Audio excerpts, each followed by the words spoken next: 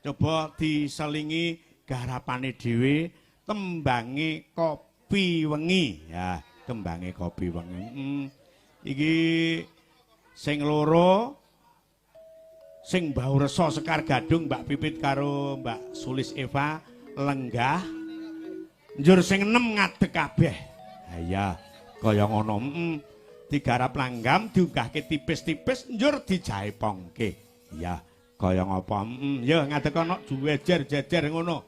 Ya, diawiti sangka Mbak Kiki sisih iring iki madhep nyandi aku iki.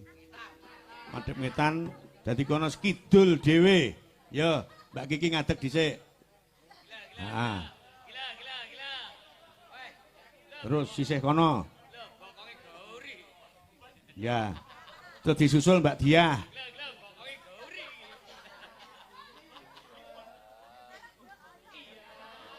Terus disusul Mbak Luki. Mbak Diah mepet karo Mbak Kiki. Nah.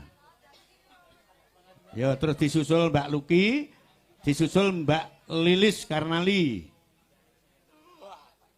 Susul Mbak Punjung karo Mita. Ya, ditoto sing apik jejer-jejer. Cukup rodok rene, rodok rene. Maju. Nah. Mita iki aja ngono kuwi ndek dhewe ngono. Kene apa piye? Pangku bapak. Apa pangku bapak gender? Yo. Didhisiki Mbak Sulis Eva dhisik, wong loro sambung pucunge digarap wong loro. Coba. Iki pundutane Pak Muidi.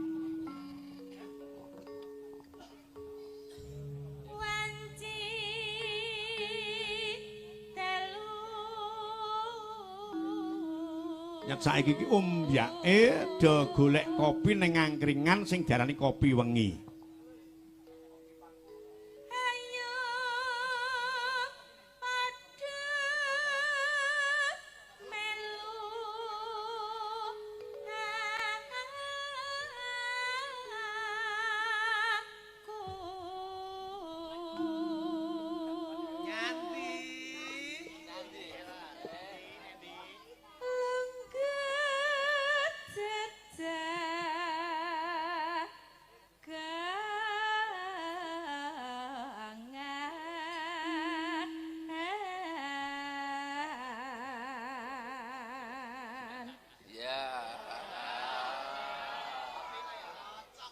Sambi utut ngombe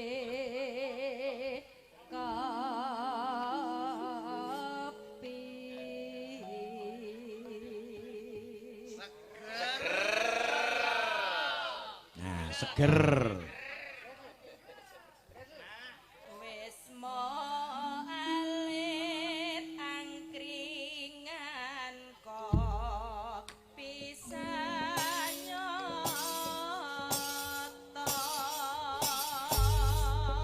Kaya ngapa? Tembange kopi wengi dados. Ngangan-angan ing sajroning wengi. Sitere dunggahke sithik.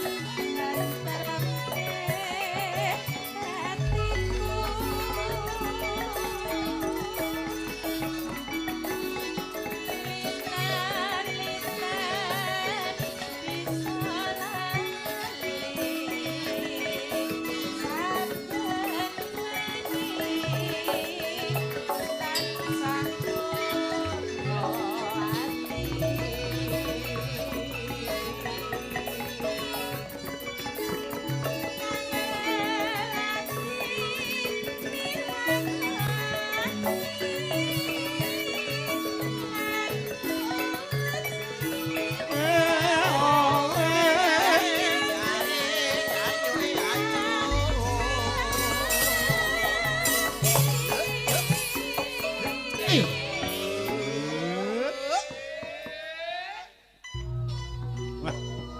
buka kopi wengi, buka angkringan tek pelayane sinden Sekar Gadung. Wah, tenan. Ya. Ora badi ning malah tekor. Iya. Gedeng alit iku sakumata tansah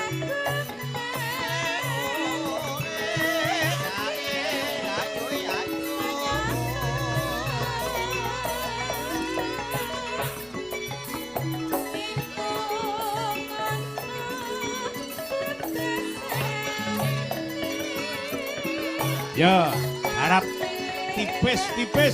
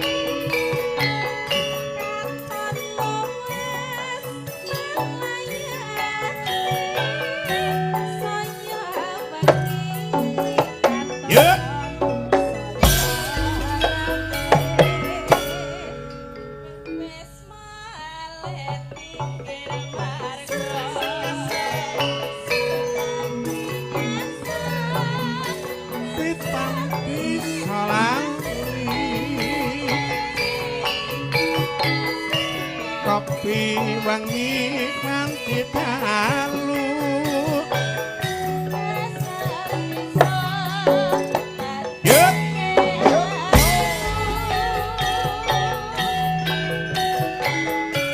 linalitan bisa lali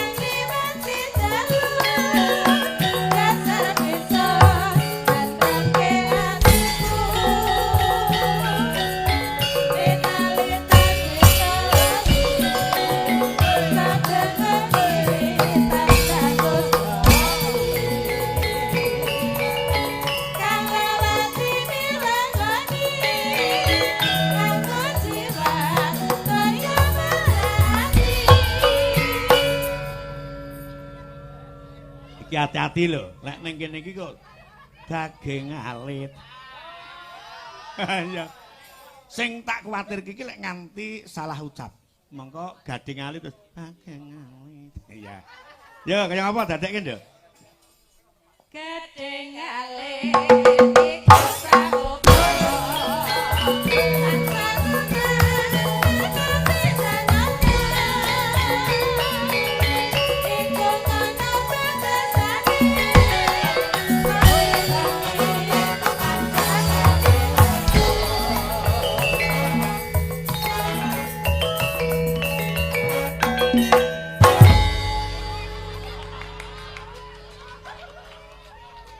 Dadi sing serontolen ki ora mung kandhek ana ing pangucap cok kala mangsa nadyan to nyabet utawa mbalung kuwi ya sok serontolen.